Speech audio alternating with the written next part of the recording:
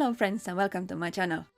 My name is Katja and this time I'm making a Finnish folk jacket from the early 19th century. I have been constructing this early 19th century Finnish folk costume from Askola. Now it is time to add a bit of warmth to the costume and make a jacket.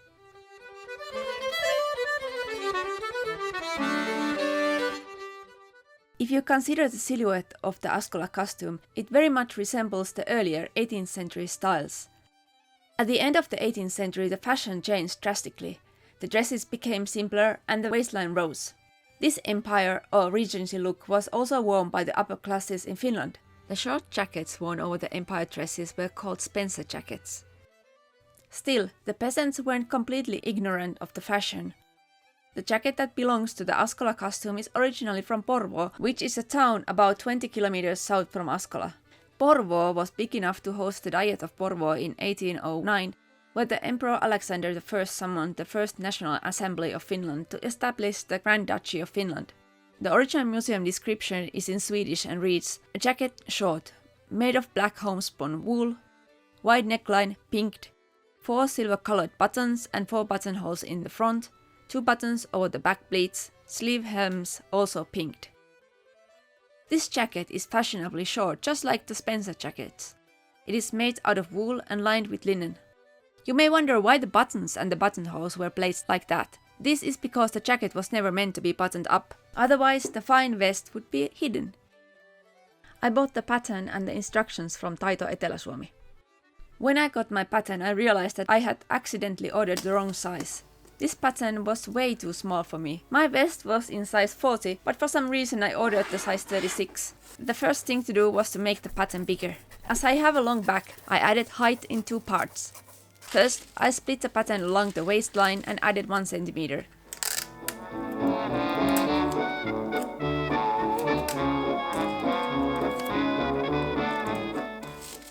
Then I added another centimeter to the height at the shoulders in order to keep the bust line at the right place. To be honest, this would be much easier to do if I had an actual waistline and bust line marked on the pattern. Here I'm also missing the center front, so I have to trust my instincts. I also got some measurements from Taito Etelä-Suomi, which gave me some kind of idea of the size I was after, even though I still needed to fit the pattern to my own shape. I lengthened the back piece the same way. Then I added width. I split the front piece at the underarm and at the bust point down. I didn't have to do much for the back piece though.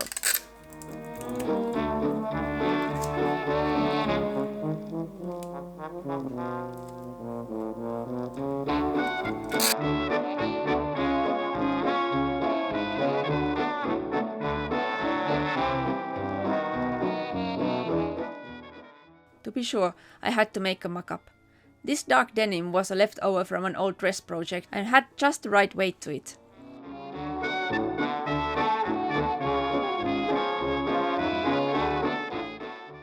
The mock-up looked pretty nice. I only made small adjustments to the back seams to get the fit right. The sleeves were a bit wide though, so I decided to narrow them quite a lot. The shoulders looked wide, but I left them like this as I could easily adjust the shoulder width on the final version.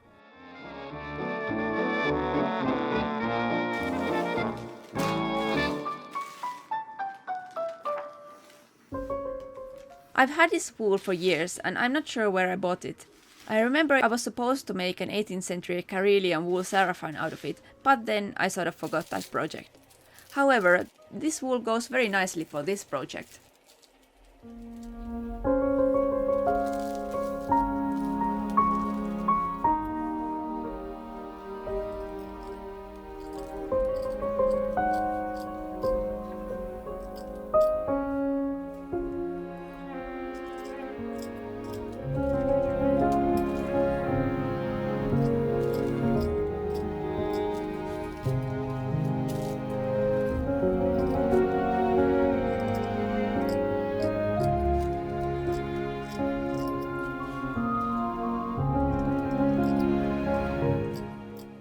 I traced the sewing lines with basting thread. The instructions didn't specify the thread for the sewing, just the color. As I didn't have black linen thread, I used black hand silk that I love to sew with. I'm using the backstitch, which creates a very sturdy seam.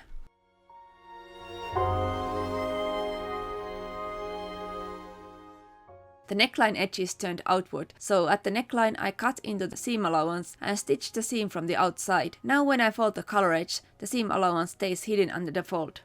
Next, I'm pressing the neckline fold.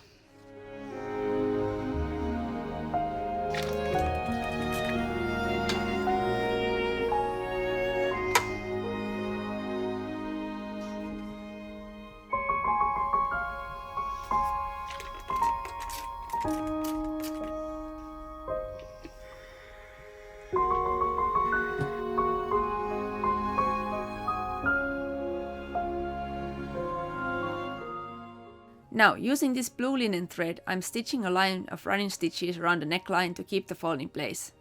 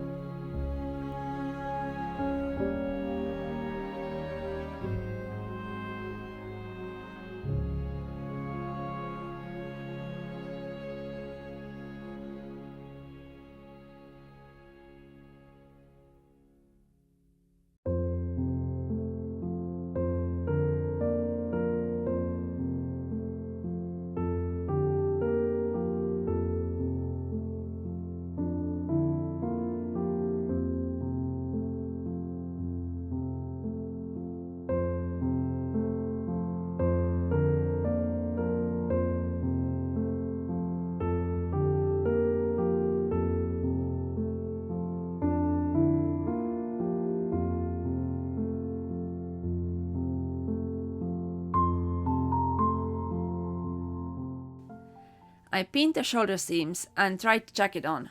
The fit looks quite good.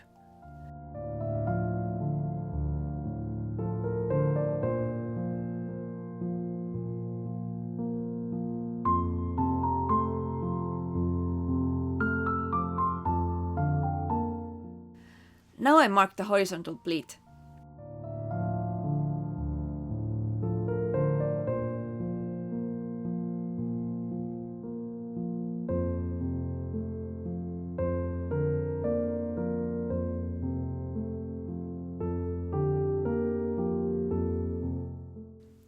At this point, I remembered that there should be a slit on the jacket where a triangular gusset piece is sewn on.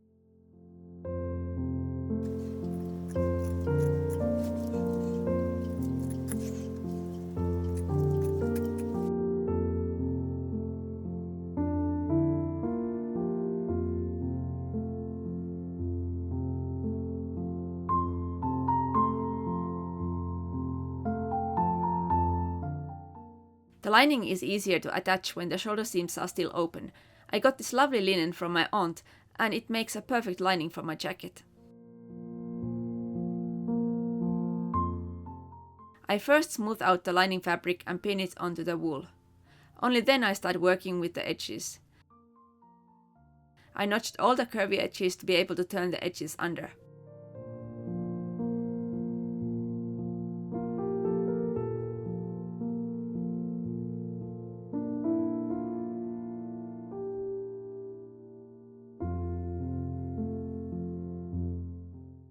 I pin the princess seams and the center back seam of the lining, but leave the back pleats alone for the time.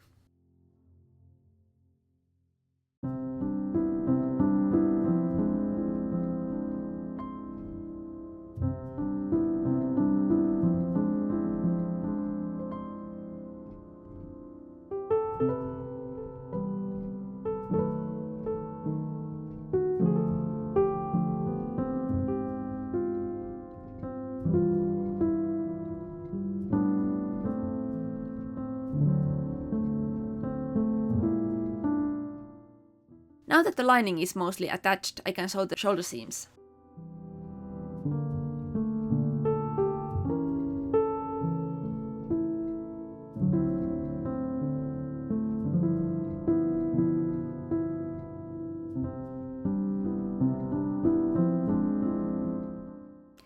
Now I can pink the neckline edges. Using pinking shears is a bit cheating, as those were first invented in the 1890s. However, this is much faster than notching with regular scissors.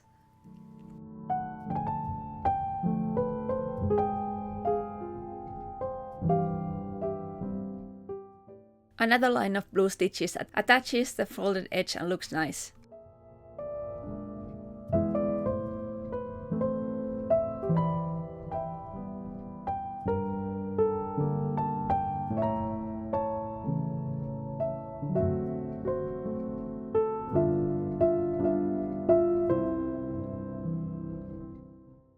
Let's make the sleeves.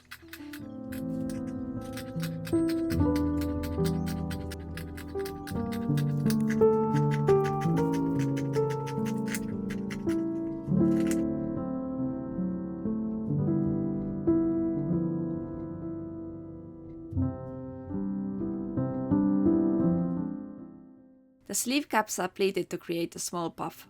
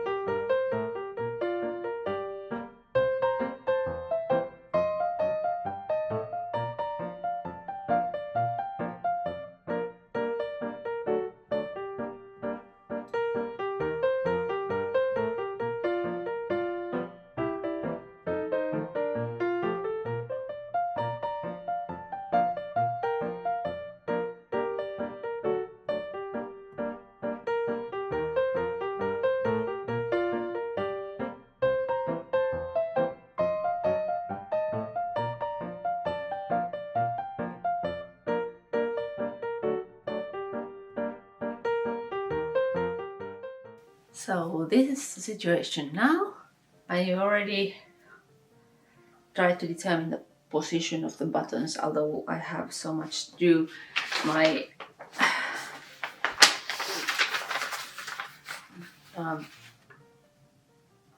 jacket is a little bit bigger than the example image because I have a long torso, so I probably have to spread those buttonholes a bit so that they look the same. I have just pasted the sleeves on, but I'm quite happy on how they look. I had to move the sleeves inward quite a bit because I have narrow shoulders. So the next thing is to sew the sleeves in plaits and finish the lining here, and then I have to add the pinked edge here. And then we have to figure out the pleat situation here.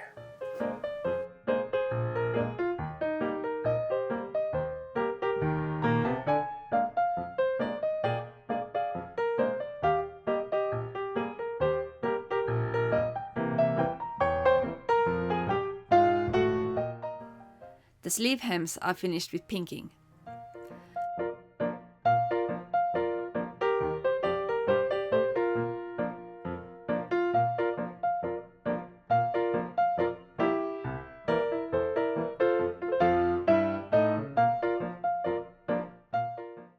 A line of blue running stitches keeps the lining in place and adds a small detail.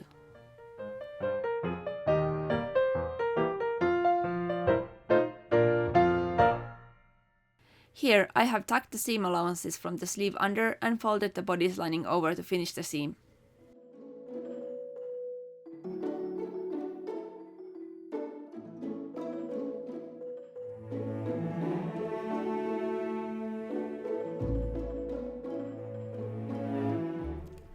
Now to the most confusing part, the back pleats. There are all these seams, the lining, and everything is supposed to be folded and sewn together in the right way. Even worse, I have to clip lots of corners. That always scares me.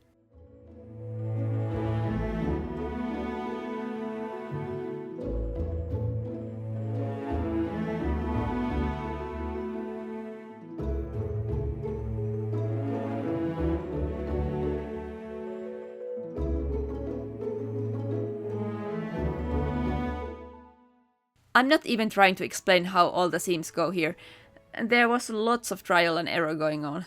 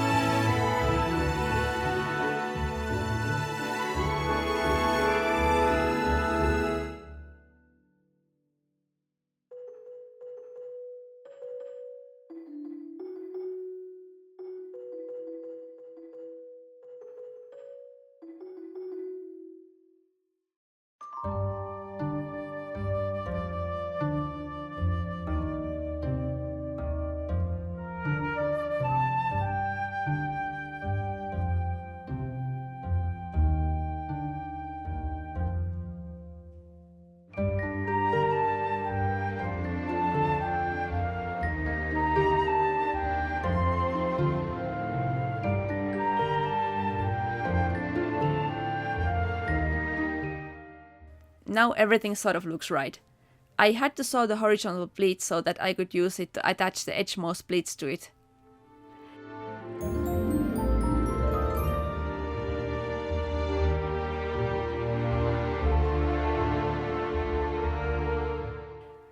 Here I managed to miss the wool, so I'm redoing this little part here.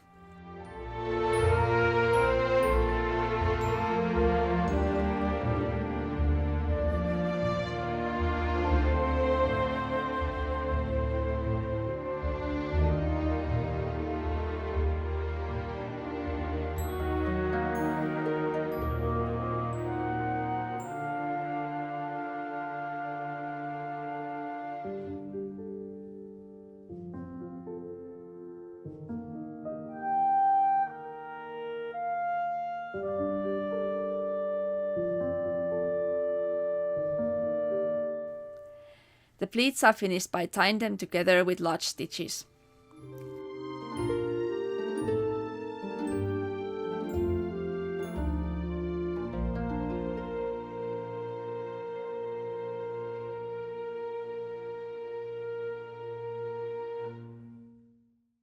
Now it is time to make the buttonholes. I first baste the wool and the lining together.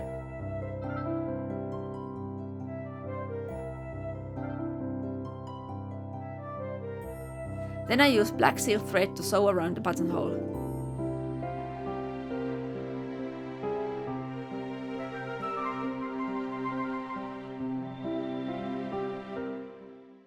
Now I can cut the buttonhole open.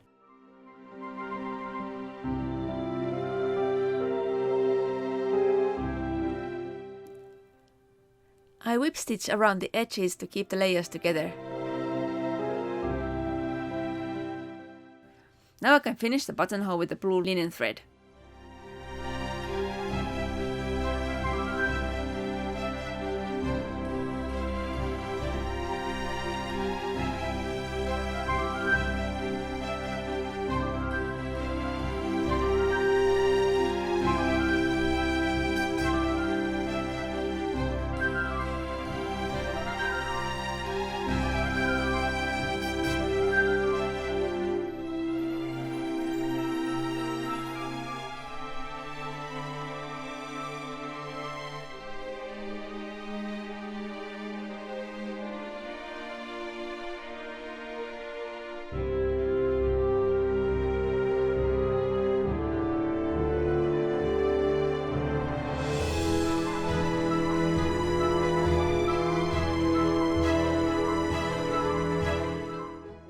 The buttons are shank buttons and they are attached from the wrong side.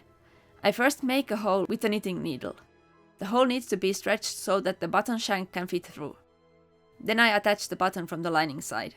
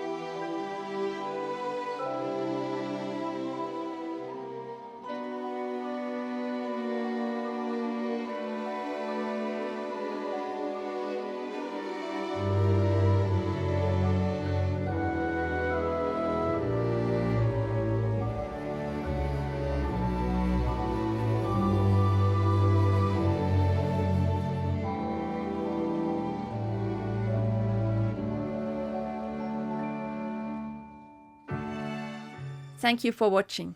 If you like this video, click the thumbs up and subscribe to my channel. See you soon. Merry Christmas and Happy Holidays from these snowy scenes at Klimts Farmstead Museum. Bye!